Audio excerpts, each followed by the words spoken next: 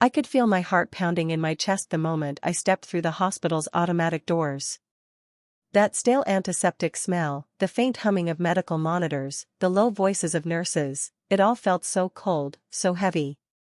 I had walked these halls so many times in the last weeks, watching over my fiancé after his surgery, but this time something was different. Because this time, she was here. My sister. Claire. She stood next to his hospital bed like she owned the place, her crimson dress clinging to every curve, flawless makeup, perfect hair. She looked like she'd stepped off a magazine cover. If it weren't for the way she smiled, I might have believed she was there to comfort him, but that smirk told a different story. When our eyes met, she tilted her head with a cruel sparkle in her gaze. "Oh," she sighed dramatically, "you actually showed up." I took a shaky breath. "Claire, what are you doing here?" She let out a tiny laugh, a sound so venomous it made my stomach turn. "You still don't get it," she whispered, leaning forward so only I could hear. "He chose me. You were always so pathetic." Pathetic. The word sliced through me. I wanted to scream at her, to drag her away from him, to shout to the whole world what a liar she was. But my voice was stuck somewhere between my ribs and my throat, tangled in all the heartbreak she'd ever caused me. The rhythmic beeping of the monitor next to my fiancé seemed louder than ever. He lay there, pale and unconscious, oblivious to the war raging around his silent body. Claire placed a hand possessively on his blanket, her diamond ring flashing like a trophy. "I'm the only one he wants," she hissed, loud enough this time for a nurse to glance over, worried. That's when I remembered why I came today. I had a secret. A weapon. Something Claire could never steal. A nurse approached, calm and professional. "Sorry to interrupt," she said gently, "but we need to confirm who holds medical power of attorney for Mr. Lewis." Claire's mouth twitched as if she was about to answer, but I beat her to it. Slowly, I pulled a folded envelope from my purse and placed it in the nurse's hands. "This is already on file," I told her, trying to keep my voice from shaking. The nurse scanned the document, then gave me a polite nod. "Perfect, thank you, you have full decision-making rights," she confirmed, clear and steady. Claire's face fell so hard I could almost hear it shatter. She stepped back, hands clenched, eyes wide with rage. "No," she stammered, "that's impossible. He promised me." But the nurse had already turned away, leaving only silence behind. I stood taller, breathing deeper than I had in weeks. For the first time since this nightmare began, I felt a tiny spark of hope. Claire's games had worked on him while he was weak, but she couldn't rewrite a legal document. I was still the one he trusted, the one he chose to protect him. I met Claire's stunned eyes and spoke carefully. "You should leave," I said, each word steady and cold. "He needs someone who actually cares." She shook her head, hair trembling around her shoulders. "You can't do this," she spat. I didn't answer. I didn't need to. The hospital staff had seen the paperwork. There was no debate left. Claire turned sharply on her heel, heels clicking angrily across the sterile floor, the scent of expensive perfume trailing behind her like a broken crown. I sat down by his bedside, taking his limp hand gently in mine. Tears pooled in my eyes, but I held them back. I had to be strong, for him, for us. Leaning close, I whispered, "I'm still here. I won't let anyone hurt you again." His breathing stayed slow, even, unaware of everything. But somehow, holding his hand, I felt like he heard me. A quiet moment settled over the room, almost peaceful. The nurse walked by again, giving me a small, supportive smile. In that instant, I realized this was only the first battle.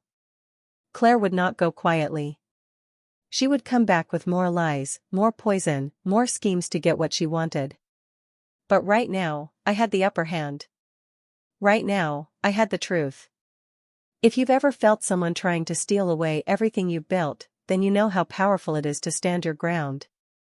And if my story speaks to you, I'd love to have you walk this journey with me. Feel free to like, comment, and subscribe so you don't miss what happens next, and maybe share it with someone who's been through something like this. I promise, there's so much more coming. After everything that had happened at the hospital, you'd think my sister would disappear. You'd think she'd have enough shame to back away. But if I'd learned anything about Claire, it was that shame was a language she had never bothered to learn. It took less than a week for her to crawl back into our lives, this time through my parents. She convinced them, somehow, that she was just trying to help while my fiancé recovered, spinning her betrayal into a story about family unity. And they bought it. Maybe because she'd always been the golden child, the one who sparkled in their eyes while I stayed in her shadow. That was how I ended up at a family dinner I didn't even want to attend, sitting across the table from Claire while she pretended to be gracious and loving, as if she hadn't tried to steal my future right out from under me. The table was beautiful, my mother's best dishes set out, candles flickering, the aroma of roasted chicken floating through the air. On the surface, it looked like any normal family gathering. But beneath the polite small talk and forced smiles, something felt poisoned. Claire lifted her wine glass and toasted across the table. "To healing," she said sweetly, giving me a meaningful look. "And to putting the past behind us." My hands trembled around my fork. I forced a tight smile. "Sure, to healing," I muttered, feeling a sour taste in my mouth. My father beamed at both of us, oblivious to the acid dripping between our words. "That's my girls," he said, raising his glass, as if a toast could fix everything. But nothing was fixed. Claire leaned closer to me when the others turned away, her lips barely moving. "You really think that piece of paper will save you?" she hissed. "He'll wake up and realize what a pathetic nobody you are." Pathetic. Again. It was as if she'd branded me with that word, carving it into my ribs so I'd never forget. I swallowed hard, refusing to let her see how much she hurt me. "He chose me to protect him," I said quietly. "That's all I need to know." She smirked. "For now." The rest of dinner felt like a prison sentence. Every time I looked up, Claire was smiling like a queen, charming our parents, pretending she was the supportive sister. No one else could see the dagger she'd buried between my ribs. When dessert came out, my mother proudly served the chocolate cake I'd loved since childhood. For a second, I let myself relax, the warm scent stirring memories of simpler times. Then Claire struck again. She raised her fork dramatically and said, "I'm just so grateful he has both of us caring for him. You know, in case something happens and the doctors need another opinion." My stomach turned to ice. That was no casual comment, that was a threat. I put down my fork, trying to steady my breathing. "Nothing is going to happen," I told her. Claire tilted her head innocently. "Of course not. But you never know." "The worst part?" My parents just nodded along, oblivious, thinking Claire was being reasonable. That was her gift, making poison look like honey. After dinner, I slipped away to the kitchen, needing a second alone. I clutched the counter, fighting back tears. How was I supposed to protect him if even my family refused to see the truth? Then I remembered the nurse's face at the hospital, so calm and supportive. I remembered the way my fiancé had squeezed my hand in that unconscious moment, as if somewhere deep inside, he knew I was still fighting for him. I had to stay strong. I couldn't let Claire win, not here, not anywhere. As I walked back into the dining room, I straightened my shoulders. Claire could play her games. I would play mine better. Because no matter what she tried to take from me, I still had the law on my side. And even more importantly, I still had love on my side. If you've ever felt alone in a room full of people who refuse to see the truth, I hope you know you're not alone. And if this story resonates with you, maybe take a second to like, comment, and subscribe, or even share it with someone who's had to stand up against a smiling liar. You're not alone, and neither am I. The days after that tense family dinner felt like walking through a minefield. Every morning I woke up half expecting a call from the hospital telling me my fiancé had regained consciousness, or worse, that something had happened to him. But each time I called to check in, the nurses told me there was no change, stable, but still unresponsive. Claire, of course, didn't make things easier. She came and went as she pleased, arriving at the hospital with fresh flowers and a carefully curated sadness on her face. The nurses, who didn't know our history, probably saw her as the loving sister-in-law-to-be. It made me sick. One afternoon, I walked into his hospital room to find her there alone, sitting by his bedside, talking to him in a low, sweet voice. She looked up, startled, but quickly smoothed her expression into a fake smile. "Oh," she said casually, "you're here. What are you doing?" I demanded, my voice sharper than I intended. Claire shrugged.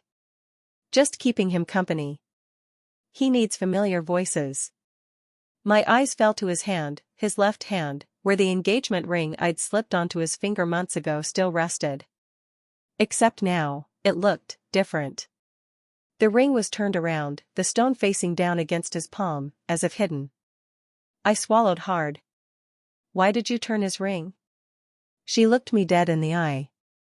"Maybe he doesn't want to see it." My throat tightened.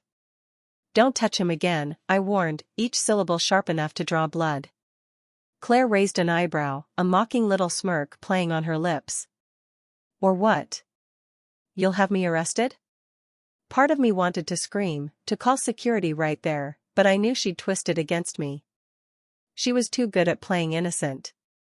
Instead, I stepped closer, gently fixing the ring back to its proper place on his hand. His skin felt warm, alive, even if he couldn't respond. A tiny comfort in a sea of chaos. Claire watched me, her face twisting with a strange mix of rage and pity. "You really think a ring will keep him loyal?" she spat. I ignored her. I refused to give her any more power over my fear. That night, I stayed late at the hospital after she finally left. I sat beside him, holding his hand, talking about everything and nothing, our wedding plans, the silly fight we'd had over where to go on our honeymoon, how we still needed to fix the wobbly kitchen chair. It was the only way I knew to keep him with me, to remind him there was a world waiting when he woke up. Hours passed, and exhaustion weighed on me like a stone. I laid my head against the side of the bed, barely able to keep my eyes open. Somewhere in the haze of half-sleep, I felt his fingers twitch. My head shot up. "David?" I whispered, terrified to believe. His eyelids fluttered, but didn't open. The monitor stayed steady, no alarms, just the soft sound of his breathing. I squeezed his hand, desperate. "I'm here," I whispered. "I'm still here." Nothing. But the tiny movement was enough to keep my hope alive. I went home that night with renewed determination. Claire might have twisted our family against me, but she couldn't change the truth. David had chosen me, the legal documents, the ring, the life we'd built. Nothing she did could erase that. Still, a voice deep inside whispered a warning: she wasn't finished. Not yet. The next morning, I found a note shoved under my apartment door in Claire's unmistakable handwriting. "He won't want you when he wakes up." My heart slammed against my chest. The letters felt like a poison seeping under my skin. I crumpled the note in my fist and forced myself to breathe. She was trying to break me, to make me doubt. But I couldn't let her. I folded the note neatly, put it in a drawer as evidence, and picked up my phone. I had a wedding to finish planning, a house to protect, a man to stand by. If you've ever felt the world try to rip away the person you love, then you know exactly why I can't give up. And if you want to stand with me through the rest of this, please like, comment, and subscribe, or even share this with someone who's fought for love, no matter the odds. We still have a lot to get through, together. The day David finally opened his eyes should have felt like a miracle. After weeks of uncertainty, after endless hours talking to him, holding his hand, praying he'd find his way back, I expected joy. Relief. Celebration. But instead, it felt like standing on the edge of a cliff, waiting for a storm to swallow me. I was there when he first blinked awake, confusion clouding his face. His voice was raspy, barely more than a whisper. Where am I?" "You're in the hospital," I told him gently, tears already spilling over. "You've been out for a while, but you're okay." "I'm here." His eyes moved to me, searching, struggling to focus. You stayed?" My heart nearly broke. Of course I stayed. He tried to smile, but the effort left him exhausted. I squeezed his hand, repeating again and again that he was safe, that he wasn't alone, that everything would be all right. It should have been a moment of peace. But then Claire arrived. I heard her stilettos long before I saw her, the sharp, cold click echoing through the hospital corridor like a threat. When she stepped inside, her perfume flooded the room, floral and overpowering. "Oh my God," she gasped dramatically, rushing to the bedside, practically shoving me aside. "David, you're awake." He winced as if the volume hurt his ears. She didn't seem to notice. Claire leaned over him, blocking my view, tears sparkling at the corners of her eyes, crocodile tears. "I was so worried about you," she cooed. "You have no idea." I clenched my fists. "Claire, give him some space," I said firmly, trying to keep calm. She turned to me, voice dripping sugar. "He needs his family right now." "I am his family," I shot back.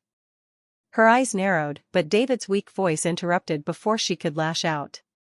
"Both of you, please," he rasped, closing his eyes from exhaustion. Claire flashed me a triumphant look. As if, somehow, she'd won. The nurse came in to check the monitors, gently reminding us he needed rest. Claire lingered far too long, fussing with the blanket, patting his arm, soaking up every bit of attention she could steal. After she left, I sat with him again, brushing his hair from his forehead, my heart a tangled mess of love and fear. "Don't fight," he whispered, barely conscious. "I won't," I lied, even though deep down, I knew Claire and I were far from done. For the next few days, David drifted in and out of awareness. Each time he woke, Claire made sure she was there, planting seeds of doubt, twisting stories, rewriting memories while he was still too weak to resist. One afternoon, I came back from grabbing coffee to find her showing him photos on her phone, photos I had never seen. Her and David at a bar, laughing, leaning close. My stomach dropped. "Where did you get those?" I demanded. Claire didn't even look up. "Memories," she said sweetly. I thought he might like to see them. David frowned, confused. "When was that?" "Oh, don't worry," Claire purred, "it was before everything." A lie. I could see it in her eyes, in the way she squeezed his hand just a little too hard. That night, I couldn't sleep. I lay awake replaying every moment, every smile, every conversation, wondering how much was real and how much was a performance. Claire was rewriting our lives while I stood by, powerless. But I wasn't powerless. I had the power of attorney. I had the truth. And most of all, I had my heart, a heart that refused to abandon him, no matter how many twisted traps Claire set. I made a decision that night. If I had to remind David of who we were, piece by piece, memory by memory, then I would. She could manipulate photos, she could whisper lies, but she couldn't steal what we'd built together. Because love, the real kind, leaves roots too deep to pull out. If you've ever had to fight for someone to remember the truth, then you know why I can't back down. And if you believe love is stronger than any lie, please consider liking, commenting, and subscribing, or share this story with someone who might need that hope. Together, we can keep going. The night before David was scheduled to be discharged, I could barely sleep. My mind wouldn't stop spinning with fears and half-formed plans. For days, Claire had wormed her way into every quiet moment, standing at his bedside, weaving her false memories into his vulnerable mind. It was like watching someone slowly paint over a masterpiece with cheap, ugly strokes, trying to erase everything we'd built together. But tomorrow, he'd be coming home. And once he was out of the hospital, once we were in our own space again, I hoped it would be easier to help him remember the truth. I arrived at the hospital early, carrying fresh clothes for him and a small bouquet of daisies, the flowers he'd always bought me when we argued. I hoped they might spark something, some spark of recognition, of us. Claire was already there, of course. She stood near his bed, her hand resting on his shoulder like a brand. When she saw me, she didn't even bother to fake a smile. He's tired, she announced flatly, as if she were his nurse, or worse, his wife. I ignored her. Morning, David, I said, forcing a gentle cheer into my voice. Ready to come home? He looked at me, his eyes still tired and wary. Home, he repeated softly, like the word was a question. I nodded, putting the daisies on the table beside him. Yes, home. Where you belong.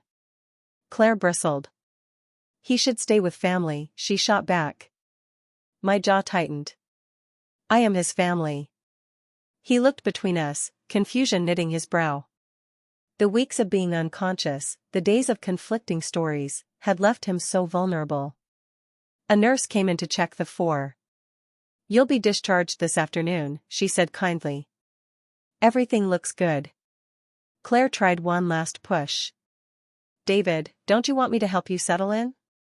You know how complicated it can be. I took his hand before he could answer, holding it steady. You'll be with me, I told him. I'll take care of you. He squeezed my fingers, just faintly, but enough. Claire's smile cracked, just for a second. We'll see, she muttered, and stormed out. Hours later, we were finally home. The apartment looked exactly the same, but to me, it felt like a battlefield, every photo on the wall, every dish in the cabinet, a reminder of what was at stake. David moved slowly, still fragile, but he recognized the place. I saw it in the way he reached for the couch, the way he glanced at the framed picture of us on vacation last year. A tiny seed of memory was there, and I grabbed onto it with both hands. Over the next few days, I kept telling him stories, the time he burned toast and nearly set off the fire alarm, the silly fight we had about which movie to watch, the moment he'd knelt and asked me to marry him. Piece by piece, I rebuilt our life in his mind, refusing to let Claire's poison win. Then, on the 5th night home, the doorbell rang. Claire.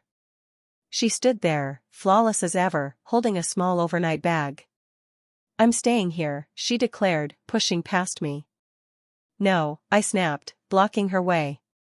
He doesn't want you here. She sneered. You think he wants you? Look at him, you're losing him already. David, hearing the noise, came to the doorway, unsteady but focused. What's going on? Claire switched instantly into her sweet act. David, I'm just trying to help, she simpered. She can't handle this alone. He looked at her, then at me. And for the first time since waking up, there was clarity in his eyes. I want to stay with her, he said, voice hoarse but certain. Claire froze, her perfect mask crumbling. You don't mean that, she pleaded. He nodded, firmer now. I do. Something inside me finally exhaled. Claire's face went white. She stepped back, mouth working silently, then turned on her heel and slammed the door behind her. David sagged against the wall, exhausted.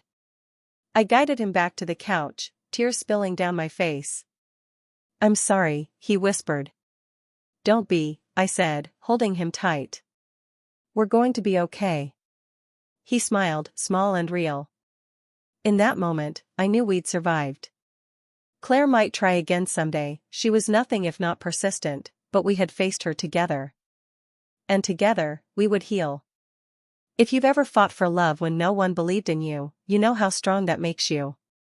And if this story meant something to you, I'd be grateful if you could like, comment, and subscribe, or even share it with someone who needs to know love can survive the darkest storms.